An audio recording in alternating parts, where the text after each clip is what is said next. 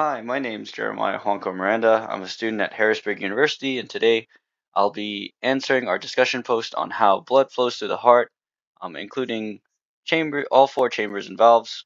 I'll be going over the definition of systolic and diastolic phases of the heart and explaining the difference between pulmonary and systemic circulations based on those pathways.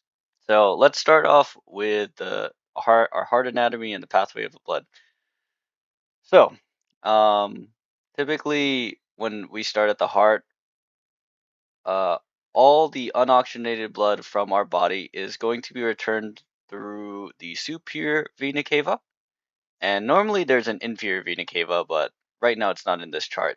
But we'll say that there's a superior, inferior, or an inferior vena cava down here.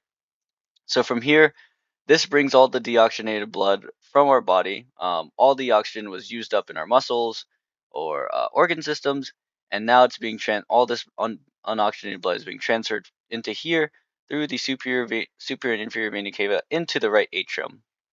The unoxygenated blood will go from the right atrium through the tricuspid valve into the right ventricle, and from the right ventricle enter through the pulmonary valve into the pulmonary artery.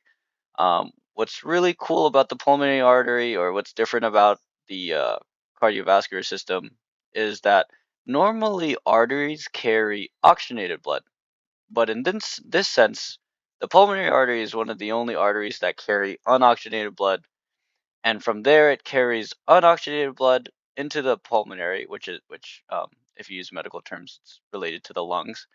It'll bring unoxygenated blood to the lungs, and that's how we get oxygenated back into the blood. Through gas exchange, through the bronchioles and areoles and all that fun stuff. And once it's reoxygenated, it will go in. It will return the blood back into the heart via the pulmonary vein. And again, what's really cool about this is normally veins carry um, oxygenated unoxygenated blood, but in this case, it's the pulmonary vein is one of the only veins that carry oxygenated blood. Once this pulmonary vein brings all the blood back into the heart, this goes through the left atrium, through the mitral or bicuspid valve into the left ventricle, and from there it goes into the aorta, and the aorta distributes the blood throughout the whole body. So I kind of described both pulmonary and systemic circulation. So the pulmonary circulation uh, basically is, as defined, it moves blood between the heart and lungs. It transports deoxygenated blood into the lungs and is released as carbon dioxide. Um, so basically, from superior vena cava into the pulmonary artery, it kind of goes into here, and you'll see this. This is another diagram.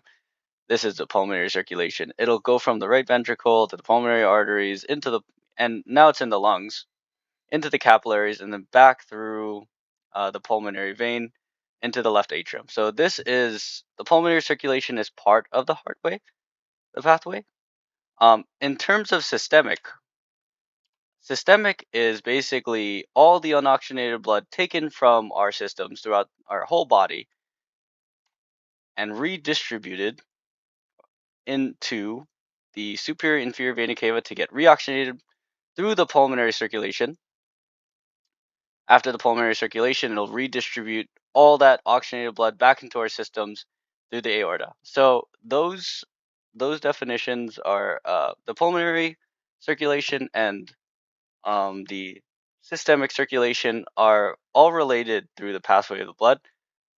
It's just really which parts of the pathway they're part of. But they're both intertwined, they both work together, all for the purpose of distributing oxygen throughout the blood, or distributing oxygenated blood throughout the body to carry out its functions, homeostasis.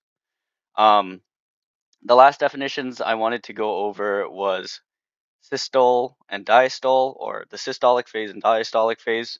So best way I could describe systole is the phase when the muscles contract.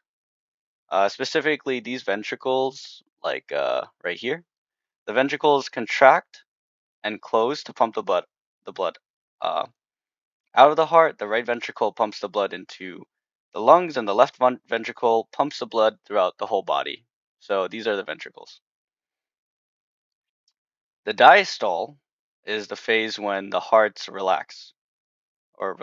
So the atria or the atrium, the right, all the four chambers essentially, when the heart relaxes, fills with blood, and this gives time and preparation for the next heartbeat. So if you're familiar with the lub dub sound, um, when we take blood pressure, the lub is the first, um, is the systolic phase of where you're boop boop lub dub, and that's when the muscle or the heart contracts the blood out, and the dub is when the heart muscle relaxes, and that dub is when um, the atrium and ventricles fill with blood.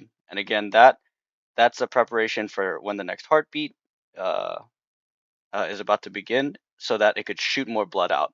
And it's just a constant cycle of all of this. And yeah, so that's my answer to the discussion post. Hope you have an amazing day. Bye.